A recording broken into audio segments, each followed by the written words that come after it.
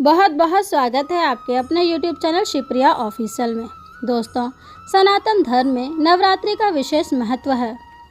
हमारे देश में साल भर में 4 बार नवरात्रि का पर्व मनाया जाता है। इनमें 2 महत्वपूर्ण हैं, जिसमें चैत्र नवरात्रि और शारदीय नवरात्रि शामिल है। हिंदू धर्म में नवरात्रि का काफ़ी महत्व है। 9 दिन तक चलने वाले इस त्यौहार में लोग हर रोज़ माँ दुर्गा के 9 रूप शैलपुत्री, ब्रह्मचारिणी, चंद्रघंटा, कुष्मांडा, स्कंद माता, कात्यायनी, कालरात्रि, महागौरी और माता सिद्धिदात्री की पूजा करते हैं। दोस्तों, आज हम बात करेंगे कि नवरात्रि में अगर अखंड ज्योत बुझ जाए तो हमें क्या करना चाहिए। दोस्तों, चैत्र और साल में पड़ने वाली सभी नवरात्रि में अखंड ज्योति जलाई जाती है। अखंड ज्योति का मतलब होता है ऐसी ज्योति जो कि खंडित ना हो। नवरात्रि में अखंड ज्योति जलाने से माता रानी प्रसन्न होती है और उनके आशीर्वाद से घर पर खुशहाली व समृद्धि बनी रहती है। साथ ही अखंड ज्योति जलाने से मनोकामनाएं भी पूरी होती है। तो दोस्तों, अखंड ज्योति जलाने के लिए कई नियम भी होते हैं और इसे जलाते समय पूरी सावधानी रखनी चाहिए, क्योंकि अखंड ज्योति का बुझना शुभ नहीं होता है। लेकिन अगर बीच में ही अखंड ज्योति किसी कारण बुझ जाए या बार बार अखंड ज्योति बुझे तो ऐसे में क्या करना चाहिए। अखंड ज्योति का बार बार बुझना अशुभता का संकेत माना जाता है। अखंड ज्योति बुझ जाए तो सबसे पहले माँ से क्षमा याचना करें। साथ ही अखंड ज्योति के बगल में एक छोटी दीपक भी जलाए। अगर अखंड ज्योति किसी कारण बुझ जाती है तो इसी दीप से आप अखंड ज्योति को जला सकते हैं। शास्त्रों में अखंड ज्योति जलाने के नियम बताए गए हैं, जिसका पालन जरूर करें। अगर किसी कारण ज्योति बुझ गई हो तो फिर से उसी बाती में डालकर दीपक को ना लगाएं, क्योंकि बुझने के बाद इस ज्योति को खंडित माना जाता है। आप जलते दीपक में दूसरी बाती जोड़ दे तो आपकी ज्योति खंडित नहीं होगी। नवरात्रि में जलाई गई अखंड ज्योति पूरे 9 दिनों तक जलनी चाहिए। लेकिन अगर आप ज्योति जलाने के लिए सवा बीता की बाती का इस्तेमाल करेंगे तो यह किसी भी पूरे 9 दिनों तक नहीं जल पाएगी। इसलिए दीपक को बुझने से बचाने के लिए दूसरी बाती को पहली बाती में पहले ही जोड़ दीजिए। अखंड ज्योति की बाती को महत्वपूर्ण माना जाता है, इसलिए आप पहले ही सवा हाथ का रक्षा सूत्र बनाकर दीपक के बीचों बीच रख दे, जिससे कि दीपक किसी कारण बुझ जाए तो इस बाती से दीपक को जला सके।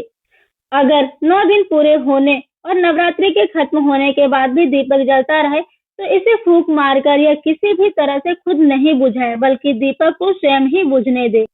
तो दोस्तों, ये थी आज की जानकारी। बात कर लेते हैं नवरात्रि व्रत के महत्व के बारे में। तो दोस्तों, मान्यताओं के अनुसार नवरात्रि में व्रत रखने से तन, मन और आत्मा शुद्ध होती है। नवरात्रि के दिनों में 9 दिनों तक व्रत रखकर हम अपने मन, तन और आत्मा का शुद्धिकरण कर सकते हैं। इन दिनों में व्रत करने से विशेष फल मिलता है। धार्मिक ग्रंथों के अनुसार इन दिनों व्रत रखने से माँ प्रसन्न होती है और सभी मनोकामनाएं पूरी होती है। अब दोस्तों, बात कर लेते हैं उन खास उपाय के बारे में। तो दोस्तों, नवरात्रि में माँ दुर्गा की पूजा आराधना करने से माँ भक्तों पर बहुत अधिक प्रसन्न होती है, यानी कि बहुत जल्दी प्रसन्न होती है। आप इन 9 दिनों में कुछ खास उपाय को करने के माता का आशीर्वाद प्राप्त कर सकते हैं। माता को प्रसन्न करने के लिए उन्हें पूजा के दौरान लाल रंग के फूल और चुनरी जरूर समर्पित यानी अर्पित करें। इससे घर में सुख समृद्धि आएगी। दूसरा है दोस्तों, नवरात्रि पर माँ दुर्गा को कमल के पुष्प अर्पित करना बहुत शुभ होता है। नवरात्रि पर दुर्गा सप्तशती का पाठ जरूर करना चाहिए। इससे भक्तों को सभी मनोकामनाएं पूरी होती है। नवरात्रि के 9 दिनों तक गाय को रोटी के साथ गुड़ खिलाने से माँ दुर्गा प्रसन्न होती है। नवरात्रि में हवन का विशेष महत्व है। आप नवरात्रि में किसी भी दिन छोटा या बड़ा हवन कर सकते हैं। नवरात्रि के दिन यानी कि नवरात्रि के पहले दिन मंदिर और घर के बाहर स्वास्तिक जरूर बनाएं। इससे घर से नेगेटिव एनर्जी दूर होती है। तो दोस्तों, ये थे उपाय जिसे करने से घर में हमेशा बरकत बनी रहती है। अब बात करते हैं दोस्तों लौंग के चमत्कारी उपाय के बारे में। तो दोस्तों, राहु केतु के अशुभ प्रभाव को कम करने के लिए नवरात्रि सबसे अच्छा समय माना जाता है। लौंग के टोटके से राहु केतु के बुरे प्रभाव को कम किया जा सकता है। नवरात्रि में हर दिन लौंग का दान करना चाहिए। इसके अलावा नवरात्रि में शिवलिंग पर रोजाना लौंग का जोड़ा चढ़ाएं। ऐसा करने से आपकी कुंडली से राहु और केतु के अशुभ प्रभाव दूर होते हैं और आपके घर में खुशहाली आती है। दूसरा दोस्तों, घर में हमेशा कलेश रहता है तो एक पीले कपड़े में लौंग का एक जोड़ा बांधकर इसे घर के किसी भी कोने में टांग दे। इससे आपकी हर परेशानी दूर हो जाएगी। लौंग के इस जोड़े को तिजोरी के पास रखने से घर में पैसे की कमी नहीं होती है। 3 लौंग को लाल कपड़े में बांधकर माँ दुर्गा के किसी मंदिर में दान कर दे। ऐसा करने से दाम्पत्य जीवन में प्रेम बढ़ता है। तीसरा है दोस्तों, लाख मेहनत के बाद भी आपका कोई काम पूरा नहीं होता है या फिर आपको सफलता नहीं मिलती है तो नवरात्रि के दिनों में हनुमान जी की मूर्ति के सामने चमेली के तेल का दीपक जलाए। इस दीपक में 2 लौंग डाल दे। इसके बाद हनुमान और दुर्गा चालीसा का पाठ करे। इस टोटके से सारे रुके काम पूरे होते हैं।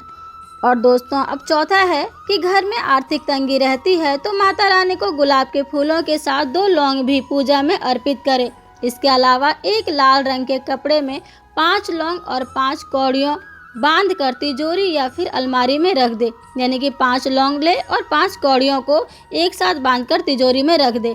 ऐसा करने से माँ की कृपा होती है और घर में धन का आगमन होता है। दोस्तों, अब साथ ही बात करते हैं कि नवरात्रि में कौन से कार्य भूलकर भी नहीं करना चाहिए। तो दोस्तों, पहला है व्रत रखने वालों को दाढ़ी, मूंछ और बाल नहीं कटवाने चाहिए। 9 दिनों तक नाखून नहीं काटने चाहिए। अगर अखंड ज्योति जला रहे हैं तो इन दिनों घर खाली छोड़कर नहीं जाए। खाने में प्याज, लहसुन और नॉनवेज ना खाए। 9 दिन का व्रत रखने वालों को गंदे और बिना धुले कपड़े नहीं पहनने चाहिए। व्रत रखने वालों लोगों को बेल्ट, चप्पल, जूते, बैग जैसे चमड़े की चीज़ें इस्तेमाल नहीं करना चाहिए।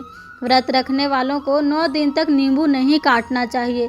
व्रत में 9 दिनों तक खाने में अनाज और नमक का सेवन नहीं करना चाहिए।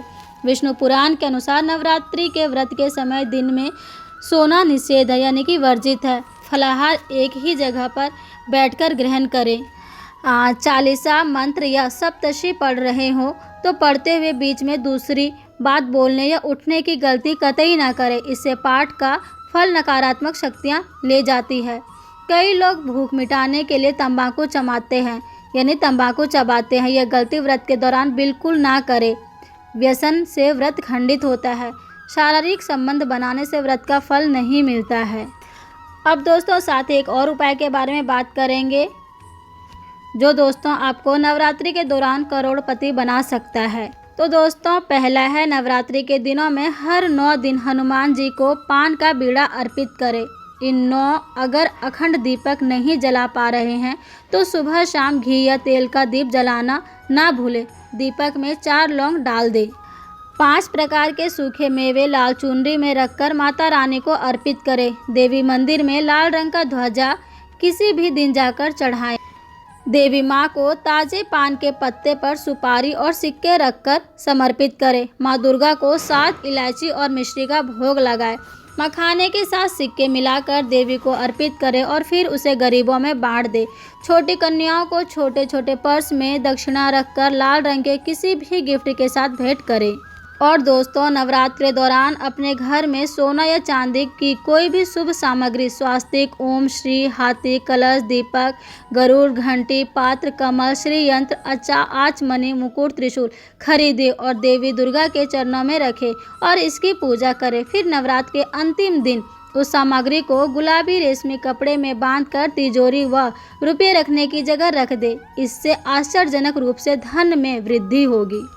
तो दोस्तों, ये थी नवरात्रि से जुड़े कुछ खास उपाय और बातें जिसे ध्यान में रखकर आप अगर इनकी पूजा करें तो आपको हर तरह के सुख, संपत्ति और बरकत बनी रहेगी आपकी ज़िंदगी में। जानकारी कैसी लगी कमेंट में ज़रूर बताएं। चैनल पर नए हैं तो चैनल को सब्सक्राइब करना ना भूलें।